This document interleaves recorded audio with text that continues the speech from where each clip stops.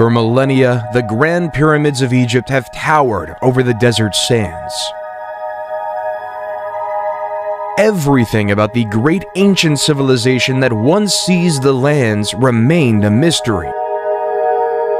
That is, until July 19, 1799. A French soldier discovers a large stone about 35 miles east of Alexandria during Napoleon Bonaparte's Egyptian expedition, unearthing a written language that had been dead for thousands of years. The translations would prove to be the key to unlocking the secrets of an entire civilization.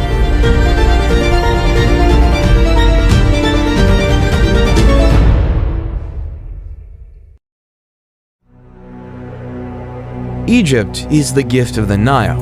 That's what Herodotus, the father of history, said. Since the Nile is the lifeline, as it provided Egypt with water for the cultivation of crops, which led to the burgeoning of civilization all along the length of the Nile Valley. The river strip that divided the Egyptian territory into two parts provided a favorable environment for the rise of civilization when the Nile Valley began in the Miocene times, cutting it into its current shape. The various geographical resources effectively contributed to the state's foundation. As a result of the annual floods that spread the fertile soil to the east and west over the centuries, mud deposits built up. When the water recedes and flows along its banks, the agricultural year begins, making Egypt one of the first agricultural communities that ever existed in human history. At the end of the Paleolithic era, there was a widespread production of arrows, harpoons, querns, sewed skins, boneworks, and pottery. Carbon-14 tests, on the other hand, were used by researchers to demonstrate that corn was harvested in a Neolithic silo on the edge of Fayum between 4600 and 4250 BC. Later, people built shacks and huts out of reeds and solid mud and sowed corn on the muddy soil of the Nile marshes. Ancient Egypt was divided into two territories, Upper Egypt and Lower Egypt. Lower Egypt lay to the north, where the Nile extended out with its several branches to form the Nile Delta. Upper Egypt, which stretched to Aswan, was to the south. The two kingdoms were united around 3000 BC by King Narmer, but each retained its regalia, the Hedjet or white crown for Upper Egypt and the Deshret or red crown for Lower Egypt. As a result, the pharaohs were known as the rulers of the two lands, and they wore the Shent, a double crown with each half denoting sovereignty of a different land.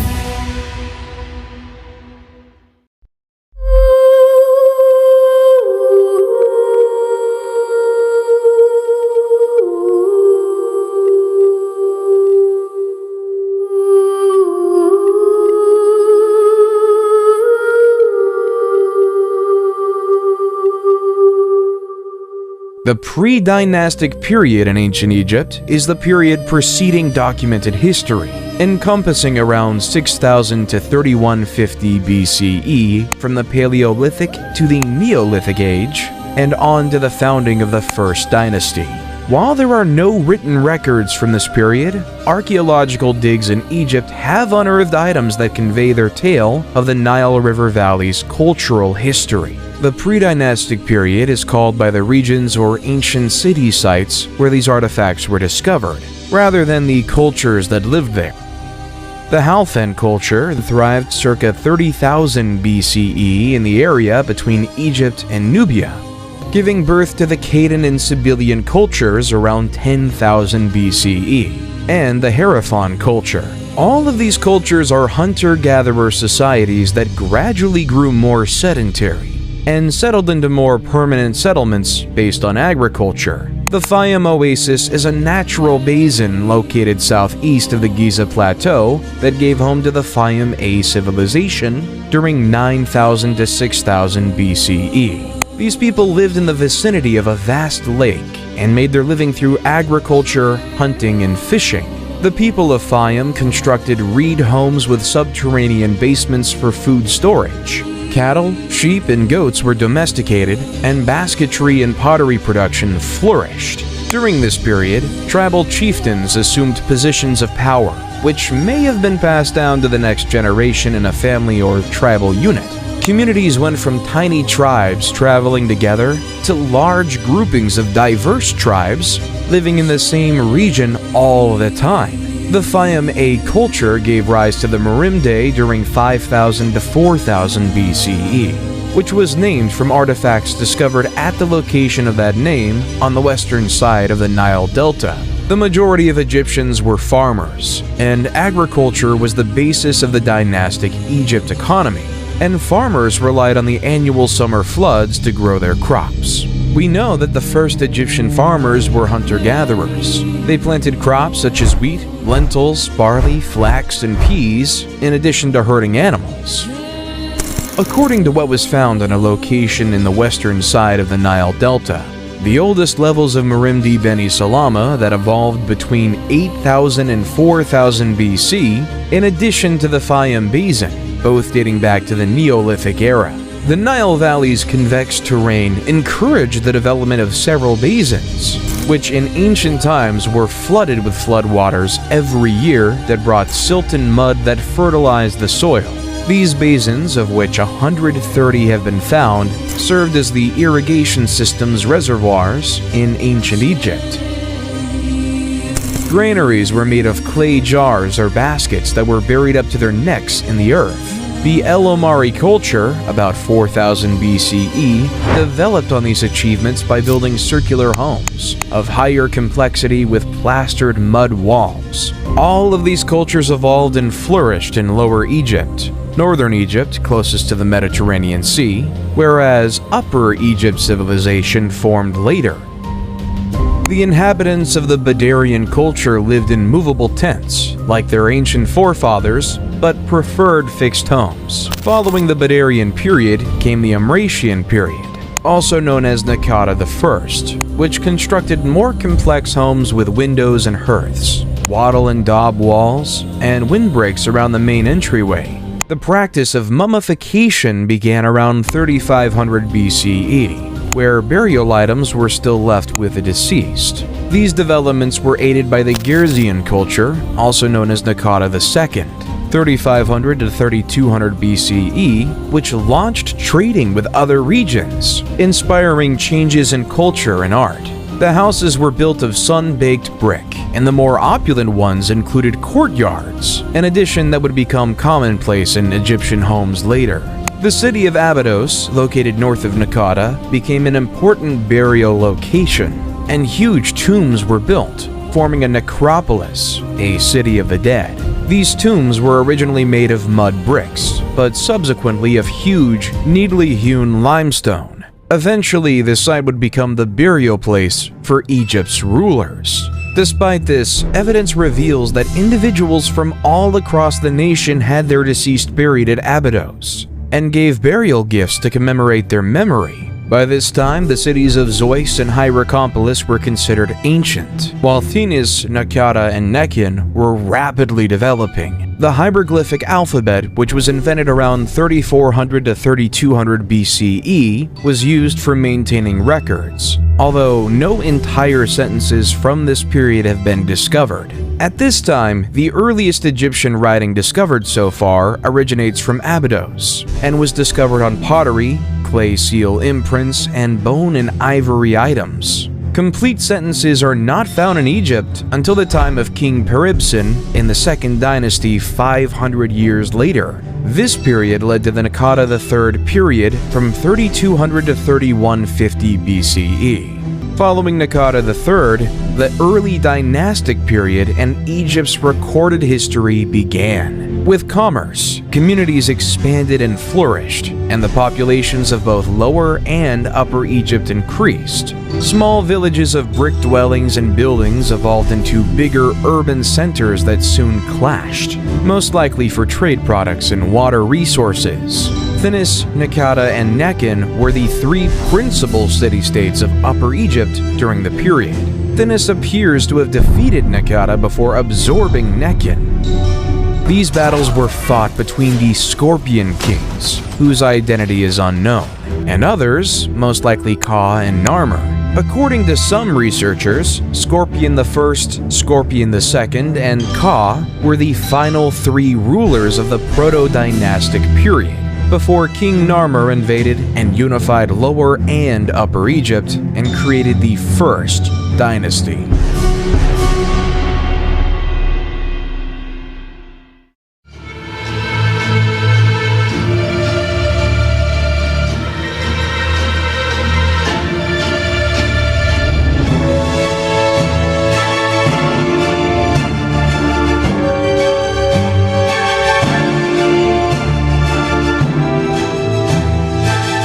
The early dynastic period in Egypt began in the years 3150 to 2613 BCE.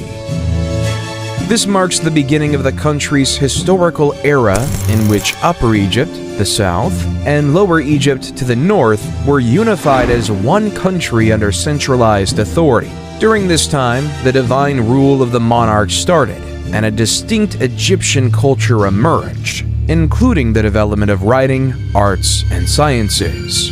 Menes, the first king of Egypt, was a ruler of Upper Egypt, presumably from Phoenix or Hierakonpolis, who defeated the other city-states around him before conquering Lower Egypt around 3150 BCE.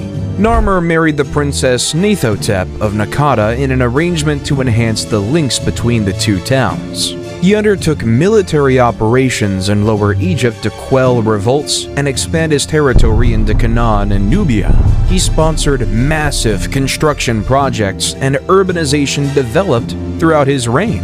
Hor-Aha, Narmer's son, is assumed to have succeeded him in 3100 BCE, continuing his father's military expansion and increasing trade. He was notably interested in religion and the concept of the afterlife, and it was under his reign that the Mastaba tomb was built. Hor-Aha was replaced by his son Jur in 3050 BCE, who followed in his father's footsteps. His son Jet, about 3000 BCE, married Princess Mernith and is considered to have taken leadership of the nation after his death. It is uncertain whether she governed as regent for her infant son Den or as queen, but her reign is notable for being the first time a woman is recorded governing in ancient Egypt. Den, about 2990 BCE, is regarded as the greatest monarch of the First Dynasty and reigned for 50 years. His reputation as an efficient monarch stemmed from his economic advances, military conquests, and the stability of his rule, as proven by expensive construction projects and elaborate works of art.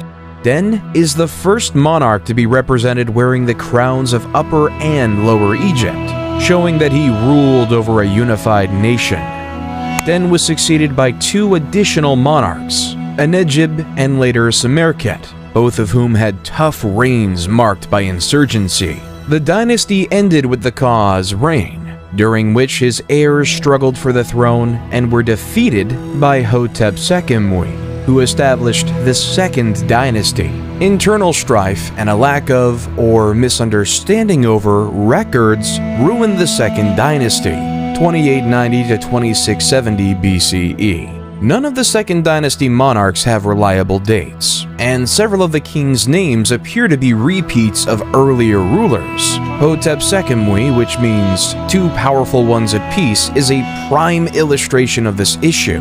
Because of his name, it would seem that he came to power after subduing the princes who fought for the throne after Kwa, but his name is inscribed on the entrance to Kwa's tomb, implying that he was the ruler responsible for burying Kwa, and he already had that name before the succession war broke out. Hotep Sekemui is credited with bringing peace to Egypt upon his ascension to the throne, although a brief one. Instability and rebellion marked his reign.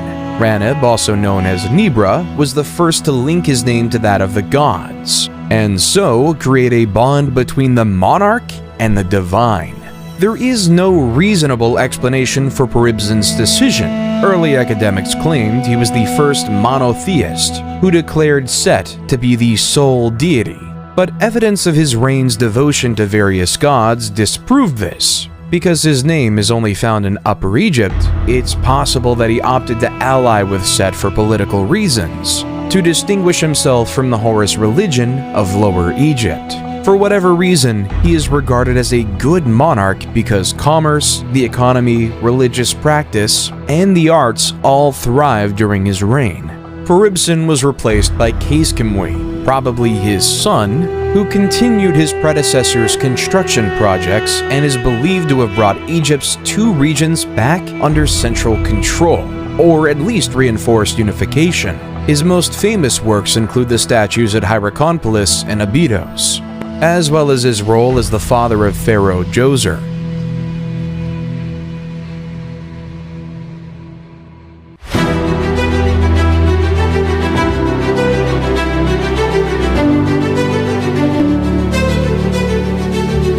The Egyptian Third Dynasty starts with King Djoser, best known for his step pyramid at Saqqara. Manetho's timeline is hazy on who Sennacht was when he governed in the Third Dynasty and even his name.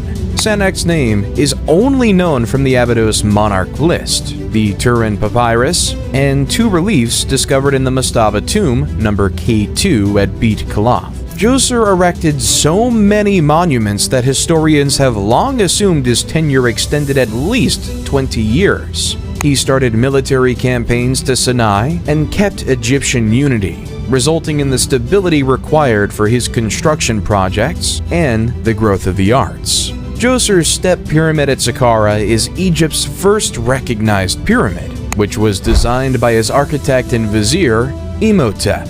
Imhotep was a vizier, sage, architect, astrologer, and chief minister under Djoser, the second pharaoh of Egypt's Third Dynasty, who was later deified and worshipped as the god of medicine in Egypt and Greece, where he was associated with the Greek deity of medicine, Asclepius. He is thought to have designed the step pyramid in Memphis's Saqqara necropolis. This pyramid, which has 6 steps, is the world's oldest surviving stone monument.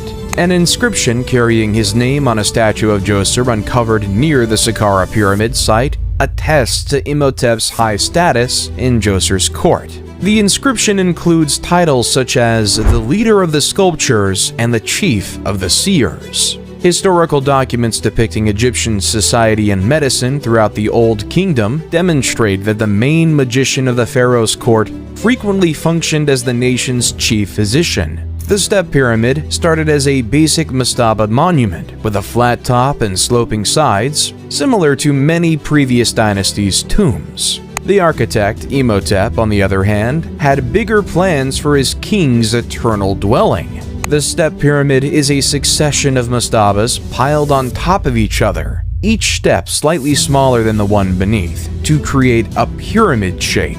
Earlier mastabas were made of clay bricks, but the step pyramid was made of stone slabs with carved motifs of trees and reeds on them. When finished, the step pyramid stood 62 meters tall, making it the tallest building of its period. To deter robbers and secure the king's corpse and burial goods, the real chambers of the tomb were dug beneath the foundation, as a maze of passageways with rooms off the hallways. However, this strategy did not work because the tomb was robbed of all of its valuables, including the king's corpse. In antiquity, only his foot was discovered in the tomb. Nonetheless, the step pyramid's design and building epitomize the genius and vision of the Third Dynasty builders, who would later raise the buried pyramid and the layer pyramid, among many other structures and sanctuaries. These early visionaries established the foundations for the later true pyramids of the Fourth Dynasty, which have mesmerized and captivated people for millennia.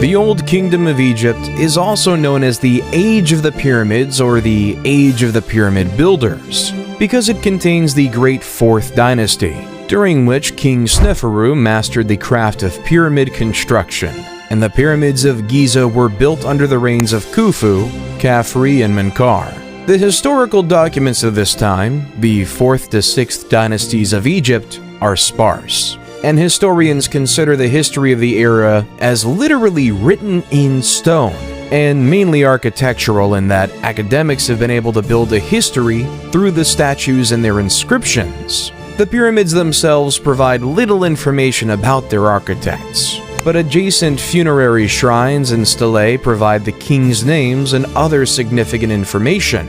In addition, carvings in stone discovered elsewhere during the period document different events and the dates on which they happened. Lastly, the mausoleum of the 5th dynasty's last monarch, Unas, contained the first pyramid texts, detailed drawings and writings inside the tomb that cast light on the religious views of the period. During the Old Kingdom of Egypt, the elite standardized art and figures were produced uniformly to reflect the tastes of Memphis, the capital. Although other art forms such as painting and literature exhibit more skill in the Old Kingdom, statues from the late early dynastic and early Old Kingdom periods are very comparable. The Old Kingdom's most famous works of art are the pyramids of Giza and the Great Sphinx of Giza, both of which remain today. Although smaller structures were crafted with the same precision and beauty, in reality, Egyptians placed great importance on Old Kingdom art and architecture in later ages. Although all levels of society may have shared the same religious systems, social inequality persisted even after death. The only significant impediment to reaching an afterlife was being buried outside of Egypt. Egyptians thought that, to be reborn, they needed to be buried in Egypt. If they died abroad, their relatives went to tremendous pains to bring their bodies back for burial, so those correct funerary rituals could be performed and they could be buried in their native land, allowing them to enter the afterlife. To coordinate the labor force that constructed the pyramids at Giza and elsewhere during this time, unprecedented bureaucratic efficiency was needed, and this bureaucracy could only function under a powerful central authority. At the top of the pyramid that represented Egyptian society, the monarch stood. He was granted ownership of all of Egypt by the gods, at least in theory. The literate and illiterate classes were divided in the Egyptian social structure. The literate class was the ruling class. They were a small fraction of the population, but they were the main criteria for determining the character of ancient Egyptian society and everything we knew about the civilization. Individuals were frequently more important than the positions they held. As a result, while the king established the scope of bureaucratic power, effective administration was ultimately dependent on the same pool of literal aristocrats without whom the king could not govern, and we'll state some of them as follows. Because an Egyptian king could not personally control every area of society, the role of the vizier was established as early as the early dynastic period. The vizier, who can be assimilated into a form of prime minister, assigned responsibility to other members of the court, sent communications through scribes, and managed the military, regional governors' activities, public works projects, and tax collections, among other things. Huni, the last king of the 3rd dynasty, was long thought to have initiated the massive building projects of the Old Kingdom by constructing the Mitam Pyramid. But credit for the Mitam Pyramid goes to Sneferu, the first king of the 4th dynasty, who may have been Huni's son by one of his minor queens. Sneferu began the Old Kingdom's golden era, with his most noteworthy achievements being the 2 pyramids constructed for him at Dashur. Sneferu started his work with the pyramid at Mitam, known as the False Pyramid, due to its shape. It resembles a tower more than a pyramid, and its exterior casing is surrounded by a massive mound of gravel. The Pyramid of Mitam was Egypt's first real pyramid, but it did not last. This is because changes were made to Imhotep's initial pyramid design, causing the exterior casing to sit on sand rather than rock, causing it to fall. The Crooked Period and the Red Pyramid are Sneferu's structures at Dashur, or North Pyramid. The bent pyramid gets its name from the fact that it rises at a 55-degree angle and then changes to a 43-degree angle of smaller stones, giving the impression of bending in towards the summit. The workers had finished the base and sides before recognizing that a 55-degree angle was too steep, and changing their plan to conclude the job as best they could. Sneferu appears to have grasped the issue and went on to construct his third pyramid. Sneferu appears to have been a ruler unafraid of loss or sorrow. When the bent pyramid failed to satisfy his standards, he simply began over. The red pyramid, named after the use of reddish limestone in its building, was constructed on a firm foundation for better stability and rose at a 43-degree inclination. The red pyramid, 105 meters tall, was Egypt's first effective real pyramid. It was originally encased in white limestone, as were the other later pyramids, which crumbled away over time and were collected by locals for other construction projects. Following in the footsteps of Djoser's complex at Saqqara, Sneferu had mortuary temples and the other structures built around his pyramids, with priests overseeing day-to-day activities once the red pyramid was finished. All of this points to the stability of his rule, which he bequeathed to his son Khufu when he died. The ancient Greek authors referred to Khufu as Cheops, and he's best known for his Great Pyramid at Giza. In their works, the Greeks portrayed him as a tyrant who oppressed the people and compelled them to labor for him against their will. This perception may have been created by the tales contained in the Westcar Papyrus, a compilation of 4 stories written about the kings of the 4th dynasty and found by Henry Westcar in around 1824 CE. The papyrus contains 4 tales recounted by Khufu's sons, including one in which King Khufu summons a sorcerer who claims to be able to reconnect a decapitated head to a body. And some academics read his actions in requesting a demonstration as malicious or careless. During the reign of Khufu, Egypt became even wealthier as a result of his military battles against Nubia and Libya, as well as his lucrative trade deals with cities such as Byblos. He also invested in agricultural innovations to improve the livelihoods of his people. During his reign, the world's first documented dam was constructed in Wadi Jarawi, a mountain range west of modern Helwan. This dam improved water availability for farms and others in the town. The Great Pyramid of Giza is the final of the ancient 7 wonders of the world, and a distinguishing emblem of Egypt. It is situated on the Giza Plateau near the modern city of Cairo, and was constructed over 20 years during the rule of Khufu. Although many hypotheses exist regarding the pyramid's purpose, the most generally acknowledged idea is that it was built as a tomb for the king. However, how it was constructed remains a mystery to this day. Historians continue to dispute the idea of ramps going around the outside of the building to move the blocks into position.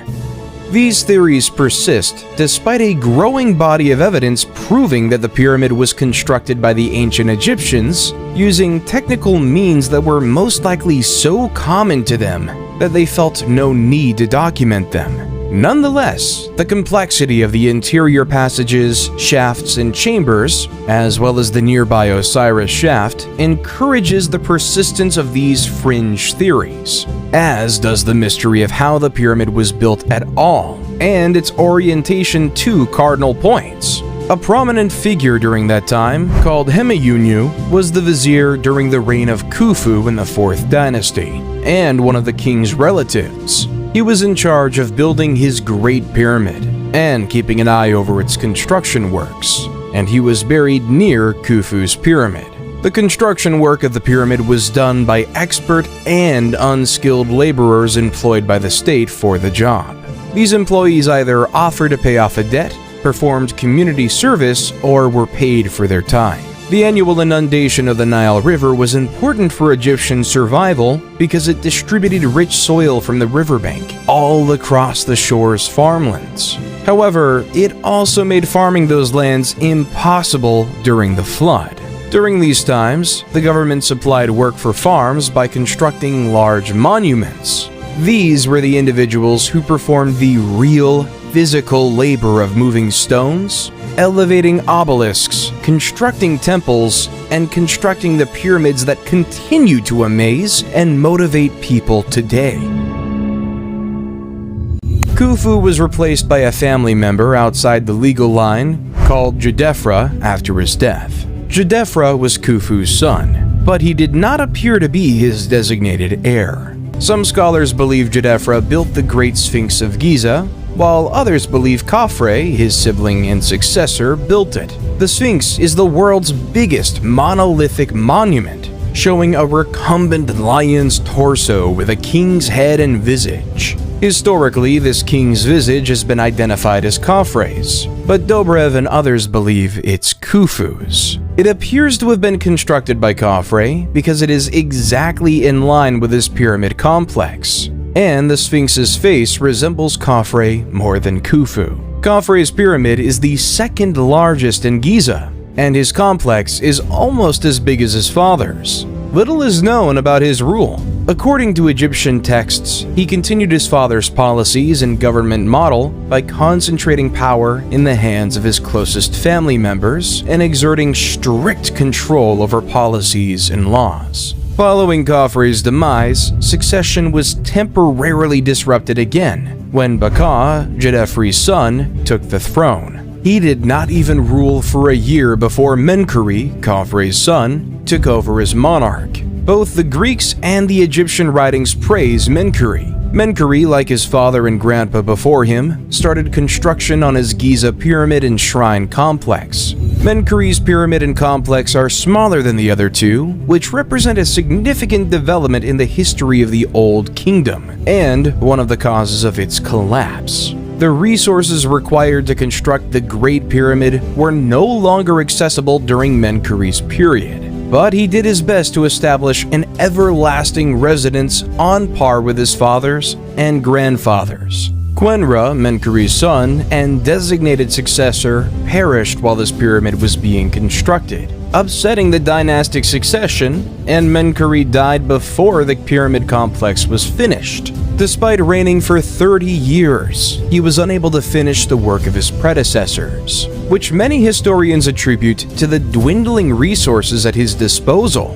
Shepseskaf, Menkaure's successor, finished Menkaure's structure at Giza, but was buried in a relatively modest mastaba at Saqqara. As previously stated, the monarchs diverted immense resources to their funerary structures and buildings, but these temples and sanctuaries were increasingly under the authority of the priests who managed them, rather than the king. Although the Giza Plateau is now an old, sand-swept location on the outskirts of Cairo, it was a city of the deceased, inhabited by the living who tended to it during Menkaure's time. Giza had priests' houses, shrines, worker accommodations, stores, factories, breweries, and all the amenities of a small metropolis. The civilian life in ancient Egypt was very active.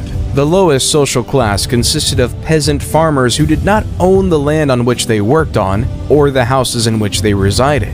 The monarch, members of the court, nomarchs, and priests owned the land. To begin the day, peasants would say, "Let us work for the nobility." Peasants were virtually always farmers, regardless of what other trade they practiced. They cultivated and harvested their crops, giving the majority to the landowner while keeping part for themselves. Most had private gardens, which the ladies maintained while the men worked in the fields. The lowest stratum of society created the items utilized in commerce, allowing the civilization as a whole to survive. These peasants were also part of the workforce that erected Egypt's pyramids and other monuments. When the Nile River's banks overflowed, farming became difficult, and the men and women went to work on the king's projects. This labor was always rewarded, and no literary or physical evidence supports the assertion that any of Egypt's major monuments were erected by slave labor. Work building monuments like the pyramid and associated burial complexes, temples, and obelisks provided the peasantry with the sole possibility of upward mobility.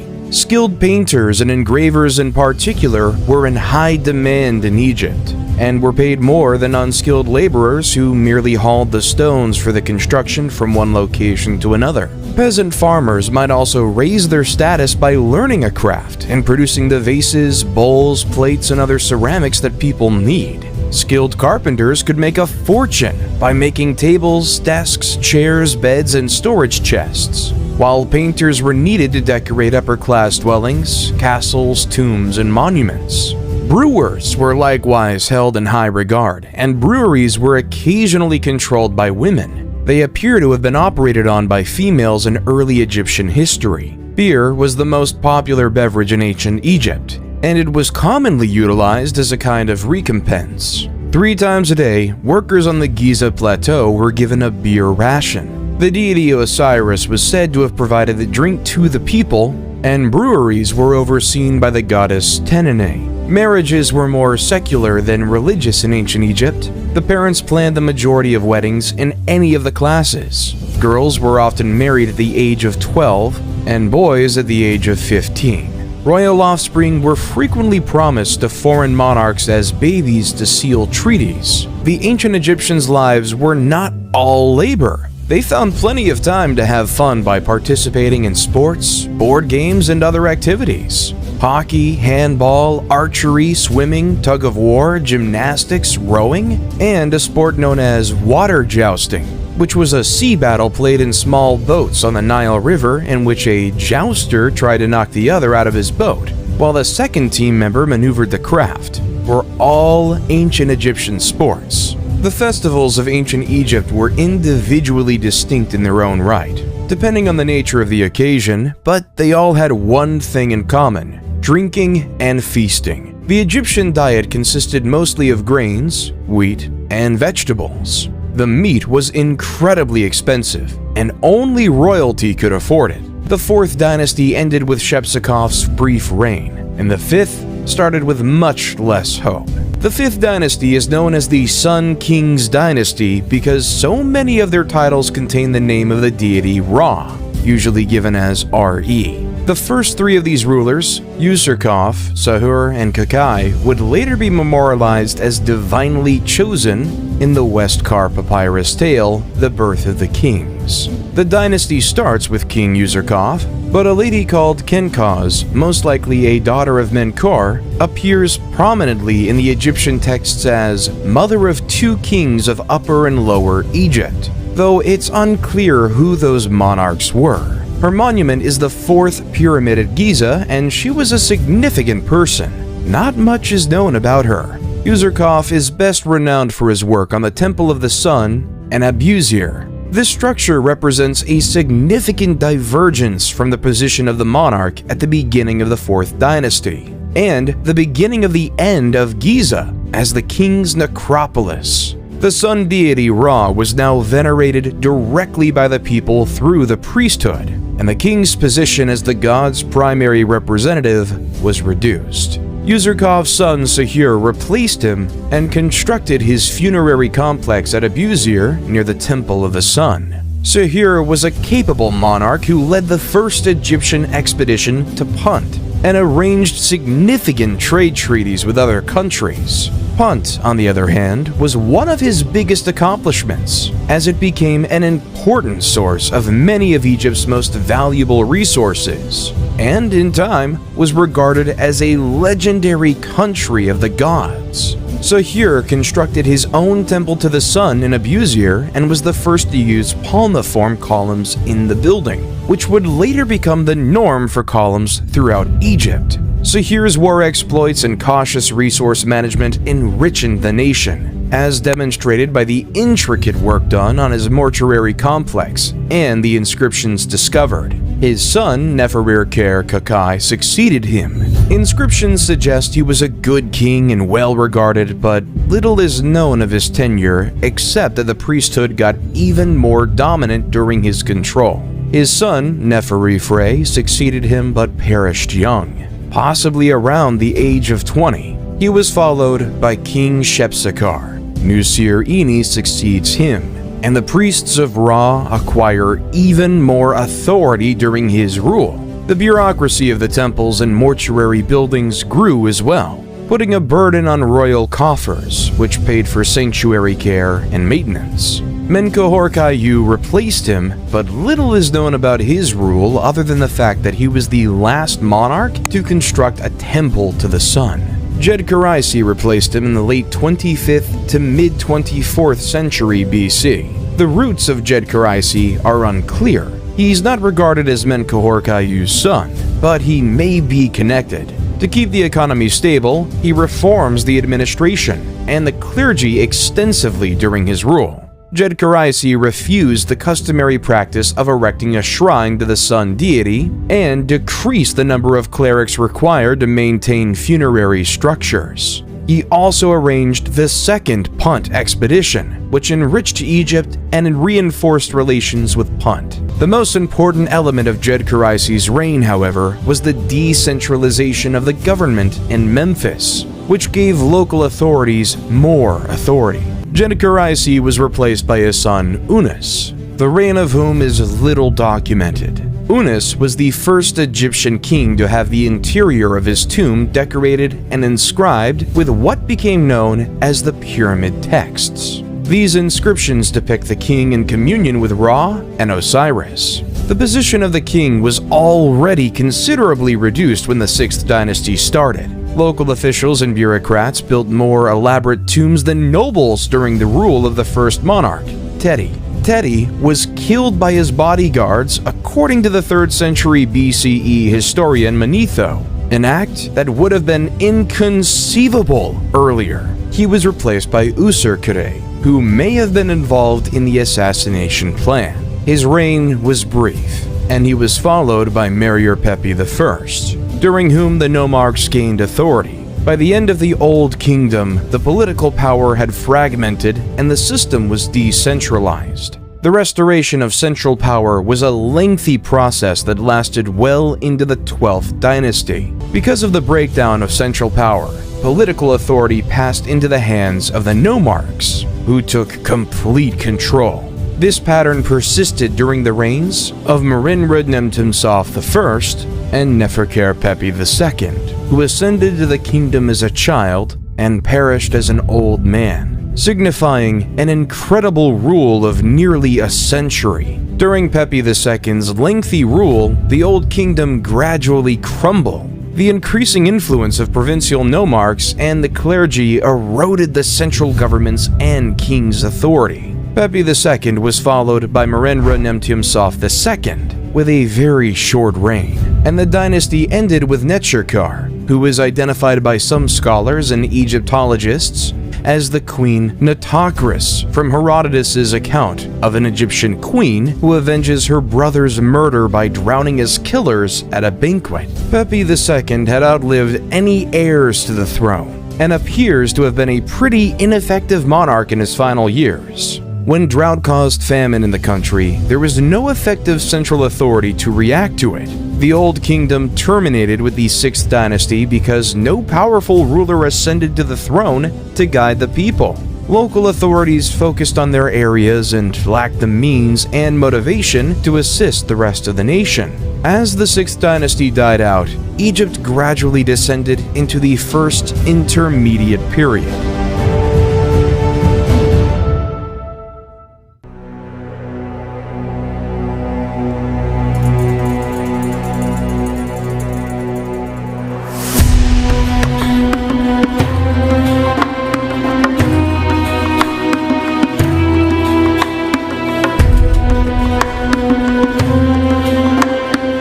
The first intermediate period is marked primarily by a rise in the authority of provincial administrators of distinct areas, and a decline in the power of the central government at Memphis. The great structures of the Old Kingdom on the scale of Giza's pyramids were no longer constructed within the first intermediate period because there was no strong central sovereign to order and pay for them, and no administration to coordinate the large workforce. The cultural image that comes from a study of historical data does not support a chaotic, dark era, but rather a different social and political model than what had come before. There is some historical evidence for the claim of unrest and claimed disorder, which stems from the absence of a single powerful central government. The country's different regions were essentially self-governing, The dearth of information about the kings of the 7th and 8th dynasties attest to their ineffectiveness. Their identities and dates will be forgotten in Egyptian annals. The ancient city of Memphis was abandoned at some time by rulers who saw themselves as the heirs of the Old Kingdom kings.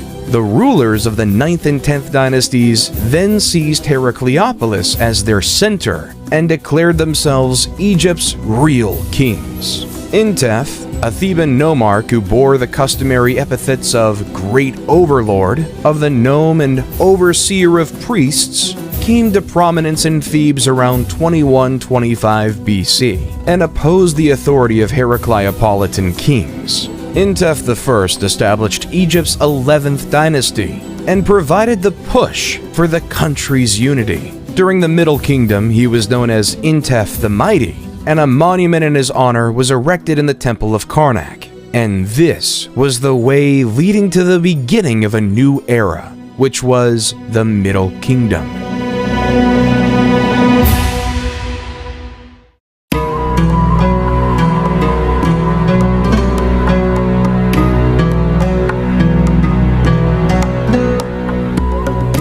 Although Mentuhotep II was known as the Second Menes, who united Egypt and ushered in the Middle Kingdom period, the road to that unity was laid out by Intef I and his successors.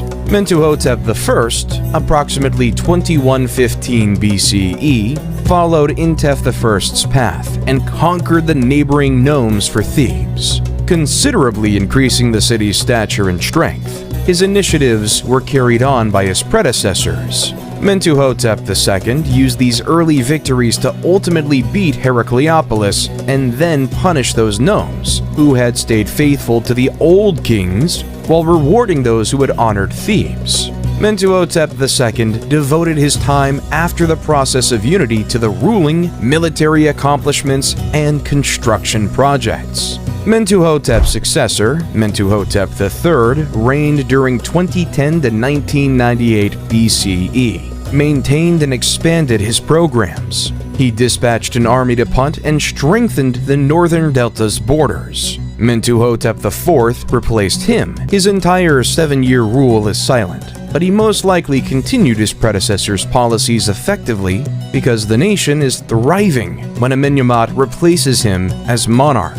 When Amenemhat was Mentuhotep IV's vizier and was sent with his mission to quarry stones for the king's project, he had an inscription made of the extraordinary events he witnessed. First, a gazelle gave birth on the stone selected for the king's sarcophagus top, indicating that the stone had been chosen correctly because it was endowed with fecundity and life. Second, an unanticipated rainfall descended on the celebration, revealing a well big enough to water the entire gathering. This inscription was later interpreted to mean that Amenemhat was chosen by the gods to become king, as the gods had allowed him to experience miracles. Amenemhat I abandoned Thebes for unknown reasons and established his seat and court in Ititawi, south of Memphis. Amenemhat I's successor, Sennacherib I, 1971 to 1926 BCE, improved the country's infrastructure and initiated the kinds of grand building projects that had characterized the Old Kingdom and represented the king's power, including a temple to Amun at Karnak, which sparked the construction of the Great Temple Complex there. Amenemhat I had followed in the footsteps of Intef II and Mentuhotep II by restricting the authority of local nomarchs and priests, and giving power only to those most trusted in the family. Sennacherib I continued the same strategy. The administration of the 12th dynasty was so effective that, unlike the Old Kingdom, it kept wealth centralized with the monarch while allowing for the development and prosperity of individual regions without allowing them to become too strong. The king governed all of Egypt, but specific officers were rewarded for their devotion. The Egyptians developed various advanced ways of irrigation systems, and to keep track of the water levels, they built nilometers to gauge the height of the flood and to determine the taxes levels supposed to be paid. Canals were dug to provide water to different areas when Sennaret II decided to turn the Fayum area into an agricultural center. He developed a specific irrigation system with a dike that transported water from Lake Moeris, which resulted in crop prosperity in the area. He was also behind the construction of the White Chapel, a building important to historians and academics because it contains a record of all the nomes of the period. Sennaret I was followed by Amenemhat II, 1929 to 1895 BCE, who may have governed alongside him. The practice of co-regency was unique to the Middle Kingdom, in which a younger man, the monarch's selected heir, usually a son, would govern alongside the king to learn the position and guarantee a seamless transfer of power. Scholars disagree on whether this practice was truly followed, though there is no question that it was followed by Amenemhat II and his successor Sennaret II, 1897 to 1878 BCE. Double dates for two rulers on official cartouches indicate co-regency. Amenemhat II's reign is little known, but Sennaret II is noted for his excellent ties with the regional nomarchs and improved prosperity of the nation. It's worth noting that during Sennaret II's rule, local officials thrived just as they had at the end of the Old Kingdom, but this did not cause the kingdom the difficulties that it had previously. Sennaret II was followed by Sennaret III, 1878 to 1860 BCE, the most potent monarch of the period, whose reign was so prosperous that he was deified during his lifetime. His rule is characterized by military advancement into Nubia, as well as a rise in Egypt's riches and influence. Sennaret III exemplified the Egyptian cultural value of military ability, and quick action was the pinnacle of the warrior king. He was thought to be unbeatable at the helm of his troops. His expeditions into Nubia widened Egypt's borders, and the fortifications he erected along the boundary facilitated commerce. He also conducted an expedition into Palestine, and as a result, trade ties with that area improved. And to control flood and direct irrigation waters, the ancient Egyptians built earth and stone barrages and dams, such as El Lahan Dam, which was erected during the reign of King Amenemhat III, who ruled in the 12th dynasty following the reign of Sennaret III, as he wanted to make good use of the floodwaters for the irrigation system, and to protect the state from destructive high levels of inundation water. Early November, before the water had entirely left the basins, was the time when preparations for planting season began. Before fields were prepared for planting, irrigation facilities were repaired or cleared, and property lines were reevaluated. And since ancient Egyptians were known to document every detail of their daily life, we have seen the process of growing and harvesting the grain depicted in great detail in various tombs paintings.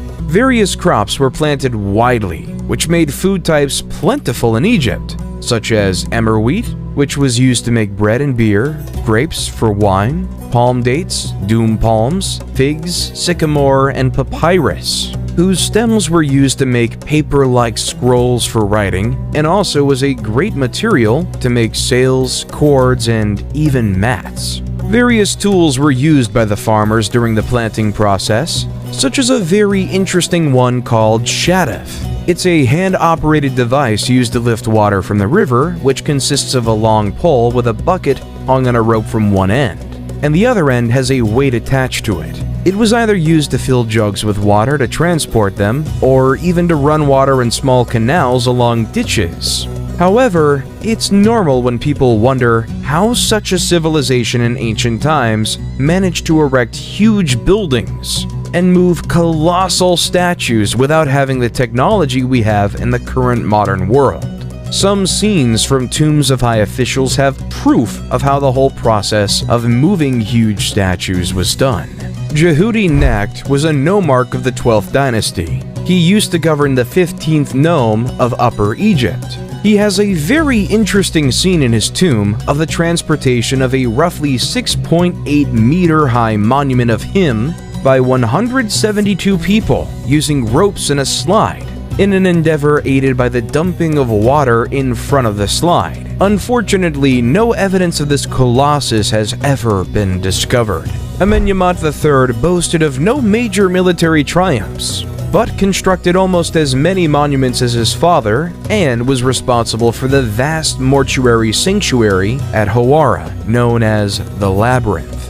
Amenemhat IV, 1815 to 1807 BCE, replaced him and maintained his policies. He completed his father's construction tasks and began many of his own. During his reign, military and commercial expeditions were undertaken on numerous occasions, and trade thrived with towns in the Levant, particularly Byblos and elsewhere. The co-regency policy, if it was implemented, had guaranteed a seamless transfer of power from ruler to ruler, but it failed in the case of Amenemhat IV, who had no male successor to prepare for success. After his demise, the throne passed to his sister, or probably wife, Sobonefru, 1807 to 1802 BCE, whose rule is little known, unless the Queen Nitocris of the 6th dynasty of the Old Kingdom is accepted as real.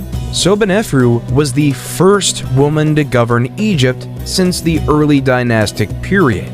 The 12th dynasty concluded when she perished without an heir, and the 13th started with the reign of Sobekotep I, 1802 to 1800 BCE. The Middle Kingdom's 12th period was the most powerful and wealthy.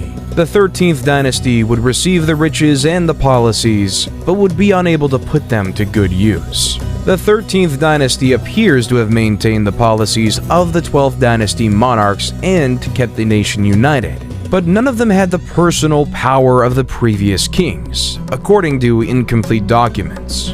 Lower Egypt started to develop its political groups.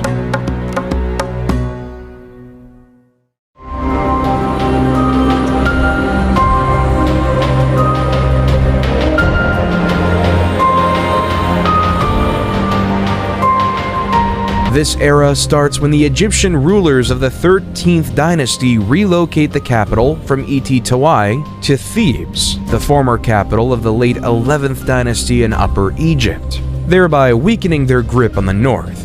Amenemhat I, 1991 to 1962 BCE, established the tiny settlement of Hutwaret in the far north at the start of the 12th dynasty, which developed into a commercial hub with easy access to the sea and road paths to Sinai and the area of Palestine. During the 13th dynasty, effective trade and immigration brought an increase of Semitic people to Avaris, who ultimately grew wealthy and powerful enough to wield governmental power in the nation. These individuals were known to the Egyptians as Hekakosset or Hyksos. The name of the Hyksos remains unclear. Many hypotheses have been proposed, including the possibility that they were refugees escaping the Aryan invasion of Asia. The Nordic invasion hypothesis has been debunked, as has this assertion. The Egyptians refer to them as Asians, but this was a word used for anyone beyond the country's eastern boundary, from the Levant to Mesopotamia. During the late 13th dynasty, the Egyptian monarch ceased supplying the border fortifications located in Nubia, and no additional soldiers were stationed there. The troops, who were already stationed at the forts, were never returned to Egypt, and the former garrisons became their permanent residence. These troops served as commerce intermediaries between the Egyptian city of Thebes and the kingdom of Kush. As the 13th dynasty neglected matters to the south, just as they were doing to the north, the kingdom of Kush developed into a centralized power, with its capital at Kerma. Some of the ancient Egyptian fortifications along the border were destroyed at some time, presumably during an assault, though this is unclear. What is evident is that as Egyptian government in Thebes disregarded Kush's influence in the south, Kush's power increased, and the boundary became more flexible. The troops who had been left behind no longer saw it as their duty to protect against invasions, and had grown more acclimated to the role of traders than military men by this point. The monarchs documented for the latter portion of the 13th and 16th dynasties are non-Egyptians, or at the very least, do not have Egyptian names and are considered Hyksos rulers. Their timeline is muddled, and some names are only known from ceremonial items, while others are only known from pieces of kings' lists, making dating problematic. The Hyksos achieved economic dominance of the eastern delta and then pushed north, negotiating treaties and forging contracts with various nomarchs, governors, of other districts in Lower Egypt, until they had conquered a sizable amount of territory and could exert political authority.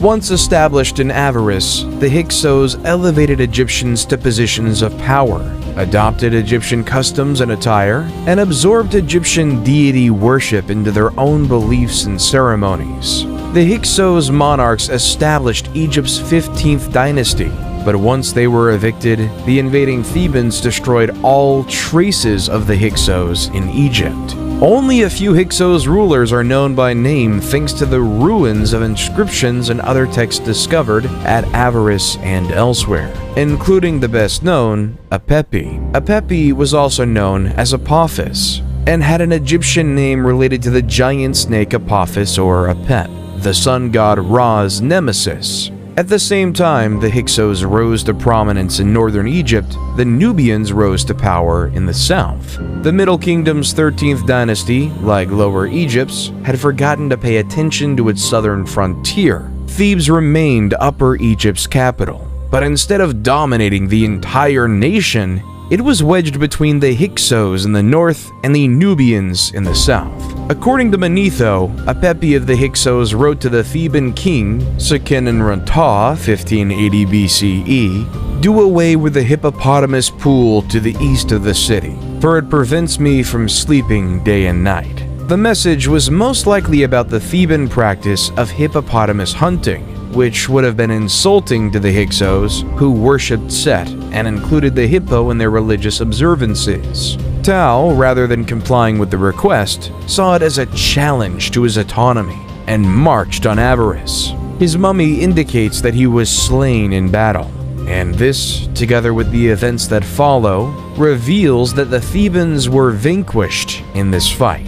Tao's son Chamos took up the cause, lamenting bitterly in an inscription about having to pay the Asiatics taxes and dealing with outsiders to the north and south of him and his kingdom. He launched a huge attack on the Hyksos, destroying Avaris according to the narrative.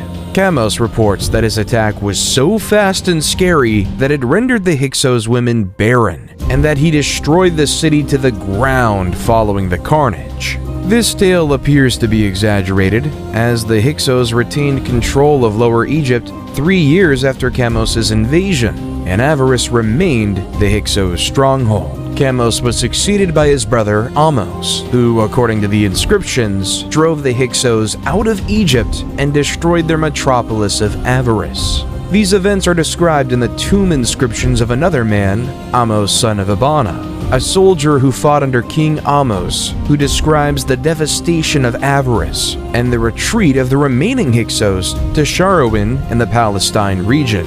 Ahmose then besieged this city for 6 years until the Hyksos fled again, this time to Syria, although what happened to them after that is unknown.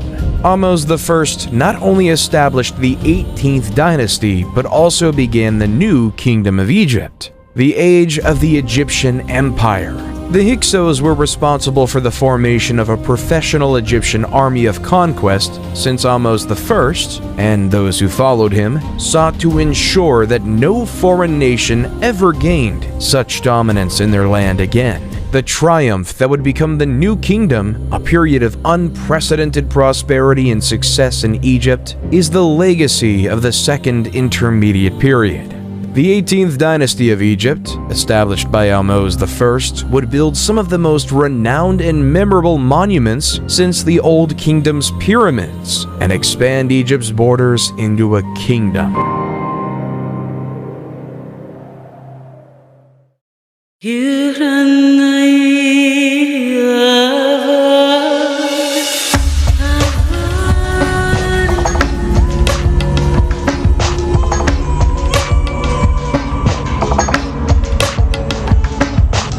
Ahmose I realized that the Hyksos had been able to establish themselves so securely because previous Egyptian monarchs had permitted them to. As a result, he chose to establish protected areas around Egypt's boundaries and fortify neglected settlements in strategic locations to protect the nation. The Battle of Ahmose I against the Hyksos brought him and his troops into touch with the areas of Palestine and Syria, where he continued his operations while also conducting military excursions south against the Kingdom of Kush in Nubia. When he died, he had protected the nation and consolidated his authority, leaving a steady political and economic situation for his replacement, Amenhotep I, 1541 to 1520 BCE. Inscriptions show that Amenhotep I followed his father's policies and modeled himself after him as a warrior monarch, but he most likely only commanded battles in Nubia. There are no accounts of him conducting expeditions into Palestine or Syria, but he may have done so because those areas stayed secure during his and his successors' reigns. Thutmose I, 1520 to 1492 BCE, replaced him and immediately started wars to expand Egypt's reach. Thutmose I put down a revolt in Nubia that erupted soon after assuming the throne, personally murdering the Nubian monarch and suspending his corpse from the prow of his ship as a caution to other rebels. He then extended Egypt's control over Nubia further south before shifting his focus to Palestine and Syria. He expanded Thebes' famous Temple of Karnak and built numerous other temples and structures throughout Egypt. Thutmose II, 1492 to 1479 BCE, succeeded him, but little is known about his rule because he was quickly eclipsed by his more potent half-sister, Hatshepsut. Hatshepsut, 1479 to 1458 BCE, was one of the most potent and effective New Kingdom rulers. Thutmose II had one child with her, and he had another with a minor woman, Thutmose III, whom he named as his successor, 1458 to 1425 BCE. Following Thutmose II's death, Hatshepsut was appointed regent of Egypt and officially co-ruled with Thutmose III, but she had been the force behind her husband's tenure and continued to do so as she saw fit after his death. Hatshepsut is in charge of numerous construction initiatives. She conducted the most successful expedition to Punt, added her works to the temple at Karnak, and governed in harmony with Nubia to the south. Her construction undertakings were so beautiful and numerous that subsequent pharaohs claimed ownership of them. They were able to do so because Hatshepsut's name was taken from all of her structures, including her magnificent complex at Deir el-Bahri around 1458 BCE. Concerning the obelisks that were erected in the different temples, they were symbols of the sun god, and many of them can be found everywhere in the whole world, whether they were real Egyptian ones or modern ones imitating the ancient Egyptian obelisks. The process of carving one is not a paradox, as there is an unfinished one located in the quarries of granite in Aswan. Hatshepsut commissioned its construction, probably to accompany what became known as the Lateran obelisk, which was originally at Karnak, but was later brought to the Lateran Palace in Rome. Thutmose III inherited a wealthy and secure country in 1458 BCE and wasted no time in improving it. Thutmose III establishes the Egyptian Empire, which his descendants would sustain. He defeated the neighboring countries and expanded Egypt's dominion further than it had ever been before, using the war chariot acquired from the Hyksos, bronze weaponry, and better strategies. Over 20 years, he led at least 17 separate military campaigns, subduing kingdoms from Libya to Syria and extending Egypt's authority in the south, from the region around Buin down to Kyrgyz. When Hatshepsut died, Thutmose III ascended to power. Believing him to be weak and inexperienced, the king of the Syrian city of Kadesh instigated a revolt in the Egyptian province of Canaan, which swiftly gathered support from other places aiming to dethrone Egypt. This coalition met in the city of Megiddo. Thutmose III marched his army from Thebes to Megiddo in northern Canaan, prudently choosing a narrow pass from the town of Aruna instead of the wider and easier routes to the city, and surprised his enemies by entering the Kina Valley behind their defensive positions and driving them from the field. Thutmose III had to lay siege to the city to seize it. Geneni, who was Thutmose III's commander and military scribe, naturally accompanied his monarch in war to put down the rebellion, and wrote a record describing the fight.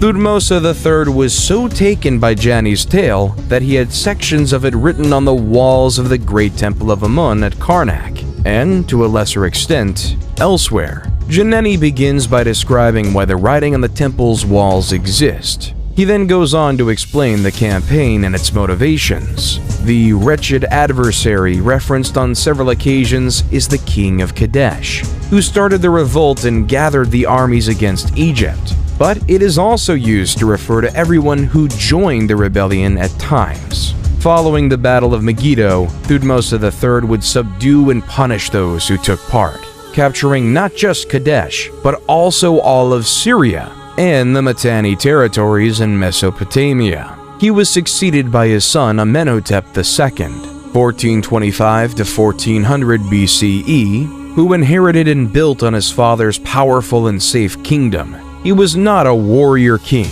but he did order many construction projects and signed peace treaties and commerce deals with other countries such as Mitanni. Thutmose IV, 1400 to 1390 BCE, his replacement, carried on his programs. Based on readings of his renowned dream stele, which recounts the tale of how he came to the kingdom, Thutmose IV is regarded as a usurper, although he is the legal son of Amenhotep II. He's best known as the king who rebuilt Giza's Great Pyramid. He is followed by Amenhotep III, 1386 to 1353 BCE, who is regarded as one of Egypt's most effective and powerful rulers. Amenhotep III ruled Egypt at a time when it was at its artistic, political, and fiscal apex. His reign was one of the most opulent in Egyptian history, and he frequently used his riches to persuade other nations to do what he desired. He kept the nation stable, enlarged its boundaries, and devoted himself to the arts and construction initiatives. Many of Egypt's most impressive structures date from his rule. During his reign, however, the priests of Amun started to acquire increasing fortune. They possessed more property than the monarch and used it to enrich themselves further. Amenhotep III attempted to contain their increasing influence by allying himself with Aten, a minor deity symbolized by a sun disk. He appears to have believed that the authority of the pharaoh behind the worship of Aten would elevate the status of those priests over those of Amun. His scheme failed, but it did elevate the deity Aten, who would play an important role in the rule of Amenhotep's son and successor. Amenhotep IV, also known as Akhenaten, was an Egyptian pharaoh renowned for establishing monotheism and banishing the ancient gods. His rule became known as the Amarna period because the Egyptian capital was relocated from Thebes to modern-day Amarna. He ascended to the kingdom as Amenhotep IV, but changed his name to Akhenaten in the 4th or 5th year of his rule, dissolved the old religion, particularly the worship of Amun, and raised the deity Aten to the position of the one true god. Only the cult of Aten was recognized as a valid religious organization. All other sanctuaries were shuttered, and their veneration was prohibited. He built a shrine to Aten at Karnak's great temple of Amun, which he also shuttered. His wife was the famous Nefertiti, best known for the magnificent bust created by the sculptor Thutmose. Upon Akhenaten's death, he was succeeded by his young son, Tutankhaten, 1336 to 1327 BCE, who quickly changed his name to Tutankhamun, who took to the throne at just 9 years old. The young leader relocated the capital to Memphis, restored Thebes as a religious center, which also held political significance, reopened the temples, and restored Egypt's ancient religion. although he instituted significant changes that helped secure the nation. He's best known for his magnificent tomb, which Howard Carter found in 1922. Tutankhamun was married to Ankhsenamun, his half-sister, until his demise at the age of about 18.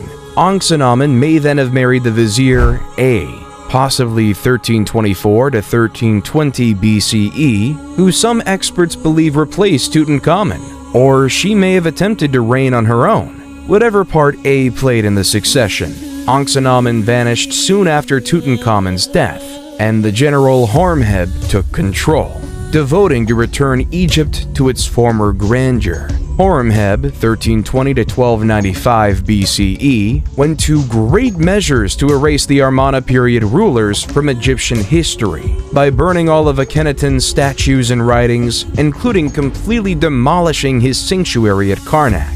Horemheb defended traditional Egyptian religion and customs. Relationships with other countries and Egypt's infrastructure were ignored during Akhenaten's rule. Horemheb returned Egypt to its previous glory, though he was unable to bring it back to the heights of Amenhotep III. He perished without an heir, and his vizier Parames seized the kingdom as Ramses I, establishing the 19th dynasty. Ramses I was an elderly man when he ascended to the kingdom, and he swiftly named his son Seti I as his successor. Ramses I resumed Horemheb's task of rebuilding Egypt's sanctuaries and shrines, as well as adding to the vast temple of Amun at Karnak. He gave Seti I the authority to lead military missions to reclaim areas lost during Akhenaten's rule. When he passed, Seti I ascended to the throne and continued Egypt's reform and revival, adding his own touches to the big project at Karnak, and grooming his successor for dominance, his son Ramses II, 1279 to 1213 BCE. He is the most well-known pharaoh of Egypt today. Ramses II governed Egypt for 67 years, and the magnificent temples and monuments he constructed in celebration of his conquests and accomplishments still stand as a testament to the wealth of his reign. There is hardly any ancient Egyptian site that does not mention Ramses II, and the story of his triumph in the Battle of Kadesh in 1274 BC is legendary. However, one of his greatest acts as pharaoh was not one of battle, but one of peace. The forging of the first peace treaty in history. Anatolia's Hittites had been gaining prominence since the 2nd millennium BC, and by 1530 BC they had surpassed Babylonia as a notable nation, and they were putting Egypt to the test. Letters of intent had been addressed to the 18th dynasty's king Akhenaten, but he had never responded or taken note of Hittite activities along his boundaries. Horemheb had waged unsuccessfully against the Hittites, who had grown even more strong by the time of Tutankhamun, Akhenaten's successor, and were daring enough to garrison districts on or near Egypt's borders. When Horemheb became pharaoh in 1320 BCE, he initiated a more forceful campaign against the Hittites and secured Egypt's frontiers, although the problem of the Hittite invasions was never fully overcome. Seti I had gained Palestine and Kadesh for Egypt, but happy with the victory, had made no plans for the city's defense. Now, Ramses II of the 19th dynasty had to cope with the problem of the Hittite invasion, and gathered his forces at Pur-Ramses in 1274 BC to remove the Hittites from Kadesh and weaken their army. Riding in his chariot at the head of 4 divisions, 20,000 soldiers, Ramses II marched his first division so quickly that he soon outdistanced the other 3. Near Kadesh, 2 Bedouins were apprehended and asked about the whereabouts of Muwatalli II and his army, to which they replied that the army was nowhere near Kadesh and that Muwatalli II feared Egypt and the young king. The Bedouins, however, were Hittite spies, and Muwatalli II had already fortified Kadesh, with his chariots, 3,500 of them, and troops, 37,000 men, waiting just over the next hill. According to some combat accounts, Ramses II caught several more spies who told the awful reality about his condition, but the information arrived too late. Ramses II had separated himself from the rest of his army in his haste to seize Kadesh and vanquish the Hittite ruler. Just as the Hittite chariots slammed into his camp, he dispatched messages to the other 3 divisions. The Ta division arrived in time to prevent an Egyptian army defeat, and Ramses II personally led the remaining Aman division into action many times, pushing the Hittite soldiers back onto the Orontes River, where many perished. Muwatalli II just only marched from Kadesh's walls to trap Ramses II's forces between his army by the river and his advance. But for unexplained reasons, he chose to stay in the city and never committed his reserve men to fight. Ramses II declared a great triumph at Kadesh and had a scribe record his narrative of the wonderful fight. Muwatalli II's version differed significantly, most notably in claiming Kadesh as a Hittite victory. While Ramses II did not capture the city, he did break the Hittite army on the field. And while Muwatalli II kept possession of Kadesh, he did not destroy the Egyptians as he had intended. Meren-Ta was Ramses II's 12th son, and not his designated successor. He only became pharaoh because all of his siblings had perished during their father's lengthy rule. Meren-Ta soon adopted his father's image of a warrior monarch, defeating the Libyans in combat and repelling an attack on the Sea Peoples. His description of his exploits include the well-known Meren-Ta stele, which contains the first reference to the Israelites as a tribe.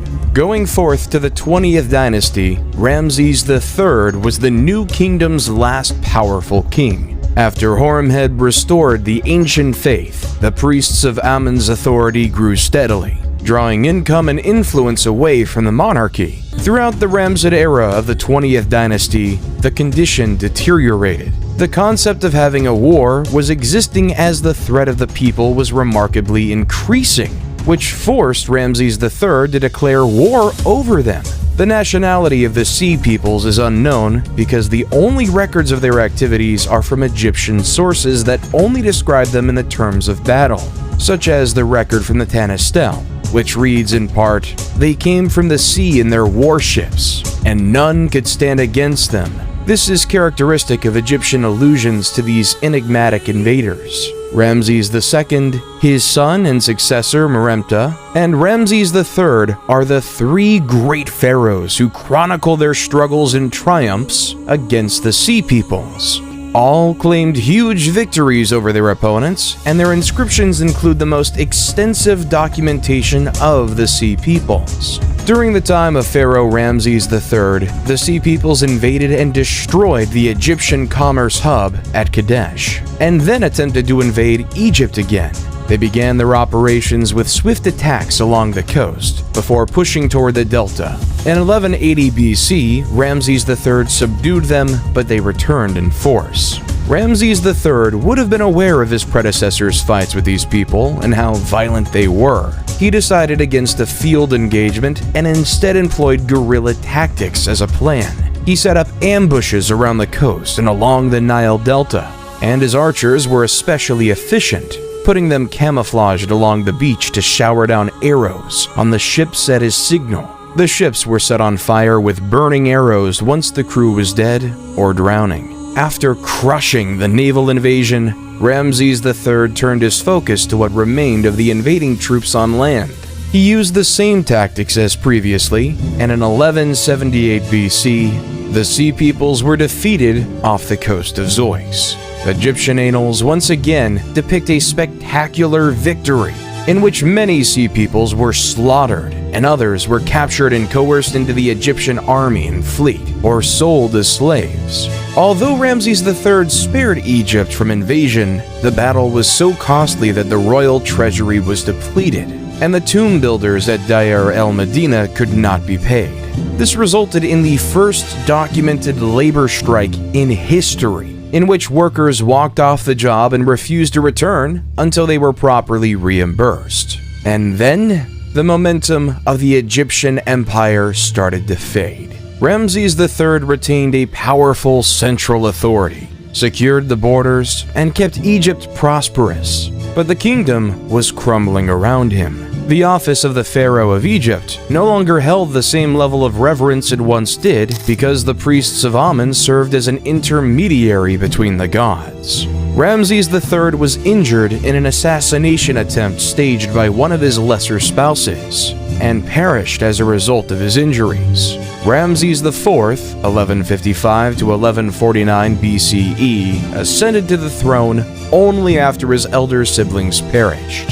He attempted to imitate the great pharaohs of the past and did complete several construction projects while battling to keep the empire's declining territory, but he perished after a brief rule.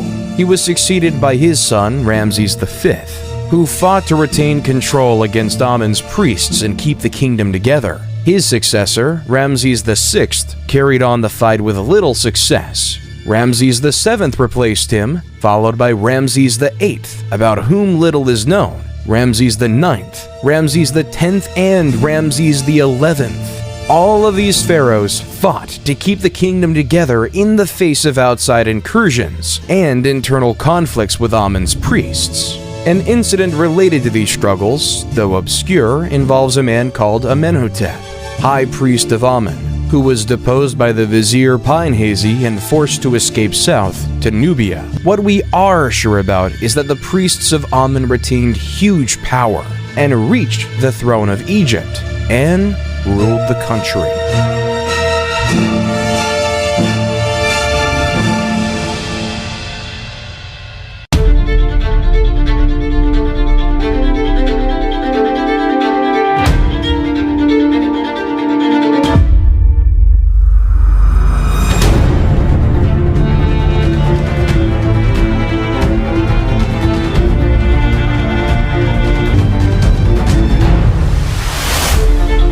Sphinx, 1077 to 1051 BCE, a ruler of Lower Egypt who governed from Tanis, interred Ramses XI. Following the Egyptian custom, a monarch was buried by his successor, and Sphinx asserted his legal right to govern by relocating the capital from Ramses to Tanis. However, by this time, the priests of Thebes had grown strong enough to assert their authority to rule, and the nation was divided between Tanis's control over Lower Egypt and Thebes's rule over Upper Egypt. Contrary to popular belief, this split did not end in civil conflict or internal strife.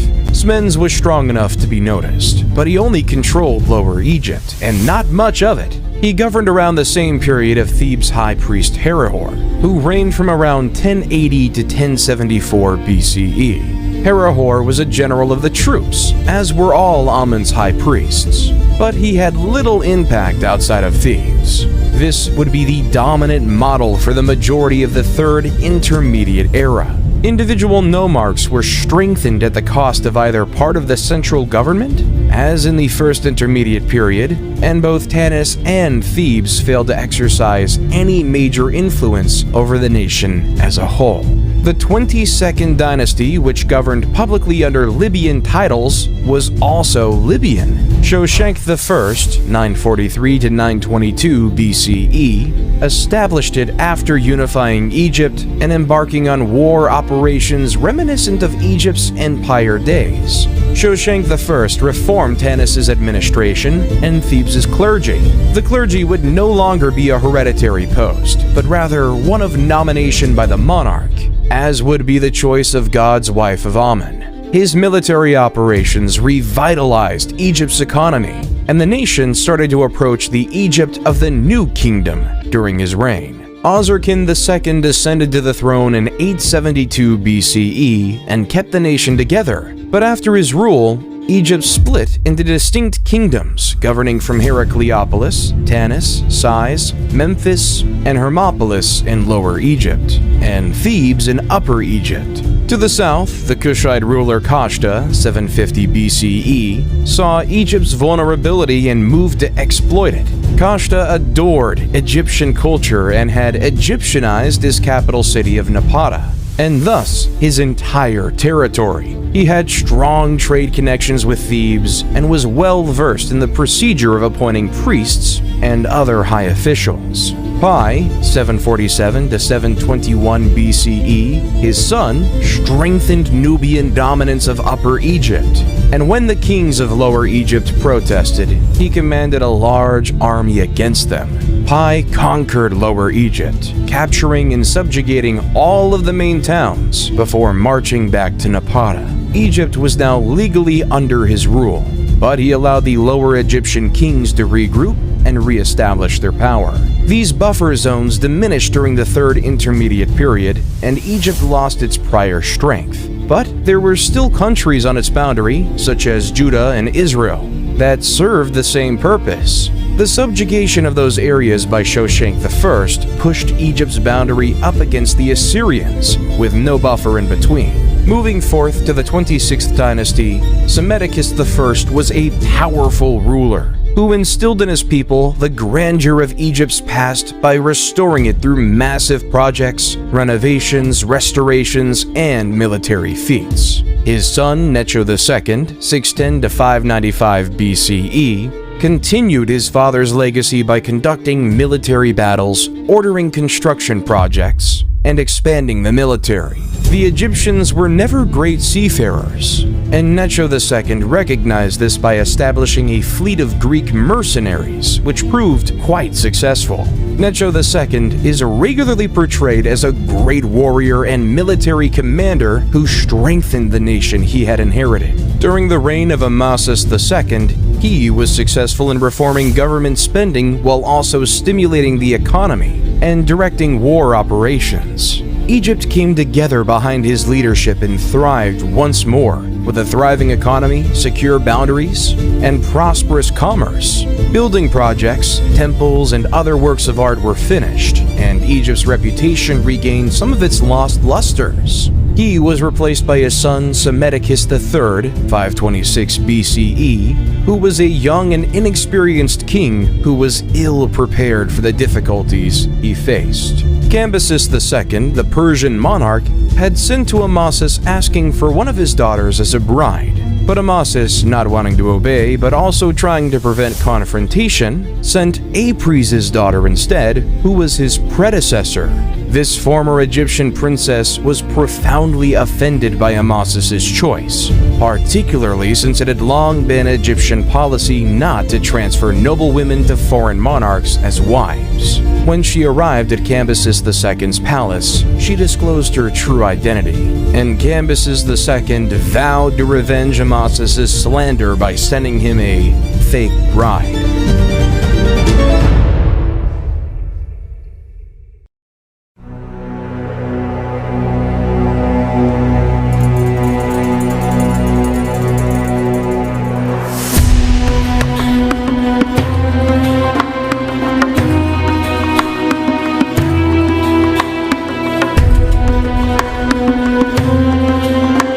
Unlike Cambyses, Darius wanted to govern Egypt in his absence. He ascended to the throne of the Achaemenid Empire in 522 BCE and toured Egypt at least twice, though he favored Egypt from afar. Nonetheless, he adored the culture and directed funds towards the reconstruction of destroyed temples and the dedication of new ones. In keeping with the Persian practice of religious tolerance, Darius praised the Egyptian gods with presents and statues. He is widely viewed as having a gentler hand with Egypt than Cambyses. For the second Persian conquest of Greece in 480 BCE, his son Xerxes I, 486 to 465 BCE, relied on all the resources of the Achaemenid Empire, including Egypt. When the Persians were defeated at Salamis in 480 BCE and Plataea in 479 BCE, Xerxes abandoned foreign affairs in favor of construction projects and different relationships with court ladies. Artaxerxes I, 465 to 424 BCE, succeeded him and battled for 6 years to put down the first significant Egyptian rebellion, led by Inaros II, the Libyan royal son of Psamtik V, encouraged and assisted by Athens in 460 to 454 BCE. While it is true that the Persians ruled Egypt during the 27th and 31st dynasties, Egyptian culture was kept alive, and the 30th dynasty of Egyptian rulers gave Egypt back a brief time of its former glory before the Persians invaded their land again. This era comprises the 27th to 31st dynasties of Egypt. Egyptian resistance to Persian control, on the other hand, is visible throughout the area, and Egypt thrived under Persian rule because the Persian Shahs respected the culture. Amarteus of the 28th dynasty, Nectanebo I and Nectanebo II all governed the nation, commanded troops, and participated in construction projects in the manner of the great pharaohs of the past. Whoever was behind the revolts against Persian authority, Egypt's second conquest did not last long. Philip II of Macedon, 359 to 336 BCE, defeated the Greek city-states and incorporated them into Macedonian authority. When he was murdered in 336 BCE, he was preparing a grand expedition to subjugate Persia.